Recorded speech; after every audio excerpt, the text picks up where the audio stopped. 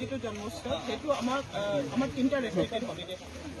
আমি তিনিটাহে ল'ব পাৰোঁ একৰ্ডিং টু দ্য আমাৰ একাডেমিক কেলেণ্ডাৰৰ মতে সেইকাৰণে আমি এটা বিশ্বকৰ্মা পূজাত লওঁ আৰু এটা আমি লওঁ মিলাদ নবী এটা ঈদত লৈছিলোঁ আমি এটা আৰু এটা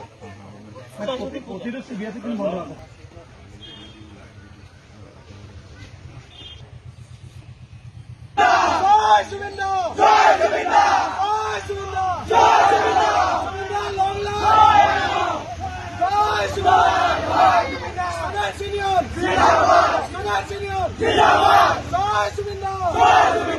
Assembly for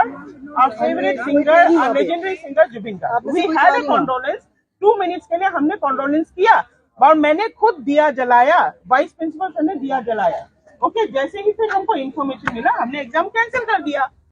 জানো অসমবাসী গম পায় যে যোৱাকালি আমাৰ হাৰ্টথ্ৰব লেট জুবিন গাৰ্গ ডাঙৰীয়া আমাৰ মাজৰ পৰা আঁতৰি গৈছে তো সেইবাবে আমাৰ এডুকেশ্যন মিনিষ্টাৰ ৰণোজ পেগু ডাঙৰীয়াই কালি এটা অৰ্ডাৰ দিছিলে যে সকলো শিক্ষানুষ্ঠান আৰু লগতে যিখিনি হাফ ইয়াৰলি এক্সামিনেশ্যন সেইখিনি পষ্টপন কৰা হৈছে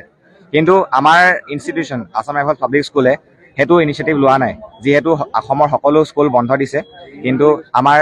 একো মেছেজ অহা নাই গ্ৰুপত মেছেজ অহা নাই যে পৰীক্ষা পষ্টপন হ'ব লাগে তো আমি এজন অসমীয়া হৈ এজন নৱপ্ৰজন্ম হৈ আমি আজি উঠি আহিছোঁ যিহেতু